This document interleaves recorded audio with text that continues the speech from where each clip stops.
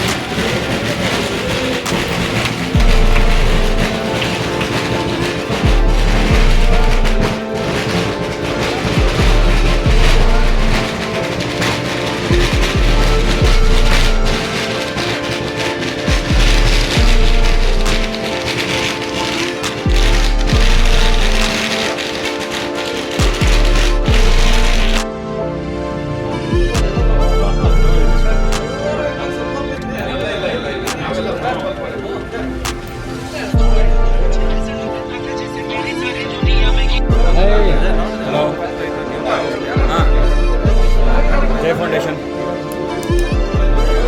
Divine city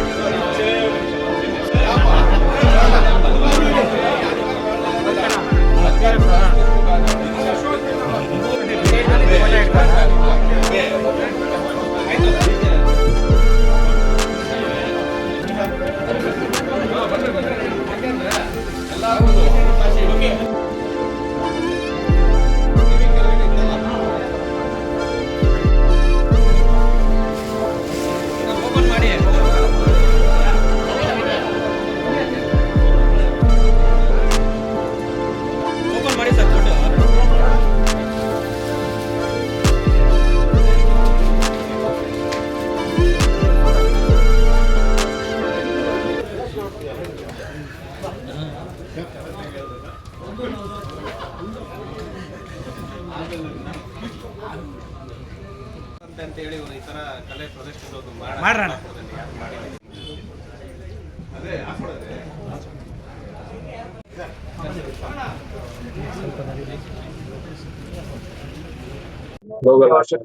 celebration ನೀವು ಅನಾಥಾಶ್ರಮಕ್ಕೆ ಹೋಗಿದ್ರಿ, ಕೇಕ್ ಕಟ್ ಮಾಡಿದ್ರಿ. ಇವತ್ತು ಕಳೆದ 3 ವರ್ಷಗಳಿಂದ ಜೈ ಫೌಂಡೇಶನ್ ಸಂಸ್ಥೆ ಸ್ಥಾಪನೆ ಮಾಡ್ದಾಗಿದ್ದು ಕೂಡ ಪ್ರತಿ ವರ್ಷ ನನ್ನ ಹುಟ್ಟಿದಬ್ಬವನ್ನ ಒಂದು ವೃದ್ಧಾಶ್ರಮದಲ್ಲಿ, ದೇವಸ್ಥಾನಗಳಲ್ಲಿ, ಚರ್ಚ್ ಮಸೀದಿಗಳಲ್ಲಿ ಆಚರಣೆ ಮಾಡ್ಕೊಂಡು ಬರ್ತಾ ಇದ್ದೀನಿ. ಯಾಕಂದ್ರೆ ಏನು ಪಾಶ್ಚಾತ್ಯ ಸಂಸ್ಕೃತಿಗಳನ್ನ ಹೋಗ್ಲಾಡಿಸಿ ನಮ್ಮ ಒಂದು ಏನು ಸನಾತನ ಧರ್ಮ ಕಾಪಾಡಬೇಕು, ಅದೇ ರೀತಿ ಎಲ್ಲಾ ರೀತಿಯಲ್ಲೂ ಎಲ್ಲಾ ಧರ್ಮಗಳು ಗೌರವಿಸಬೇಕು ಅಂತ ಹೇಳಿ ಮೊದಲಿನಿಂದಲೂ ಕೂಡ ನಾನು ಈ ಒಂದು ನಿರ್ಧಾರಕ್ಕೆ ಬಂದು ಕಳೆದ 3 ವರ್ಷಗಳಿಂದ ಅದೇ ರೀತಿಯಲ್ಲಿ ನಾನು ಹುಟ್ಟಿದ ಹಬ್ಬವನ್ನ ಆಚರಣೆ ಮಾಡ್ಕೊಂಡು ಬರ್ತಾ ಇದ್ದೀನಿ.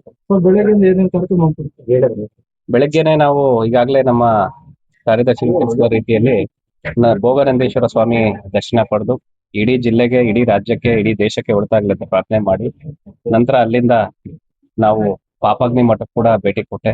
ಯಾಕಂದ್ರೆ ನನ್ನ ಆಧ್ಯಾತ್ಮಿಕ ಗುರುಗಳು ವೀರಬ್ರಹ್ಮೇಂದ್ರ ಸ್ವಾಮಿಗಳು, ಅವರ ಒಂದು ದರ್ಶನ ಮತ್ತೆ ಆ ಒಂದು ಮಠದ ಒಂದು ಪವಿತ್ರತೆ ನಮ್ಮನ್ನ ಇನ್ನಷ್ಟು ಸಮಾಜ ಸೇವೆ ಮಾಡೋ ರೀತಿಯಲ್ಲಿ ಉಪ್ಪುಗೊಳಿಸ್ತು. ತದನಂತರ ಚರ್ಚ್ಗೆ ಕೂಡ ಭೇಟಿ ಕೊಟ್ಟು ಅಲ್ಲಿ ಫಾದರ್ನ ಕೂಡ ಆಶೀರ್ವಾದ ಕೂಡ ನಾವು ತೆಗೆದುಕೊಂಡ್ವಿ.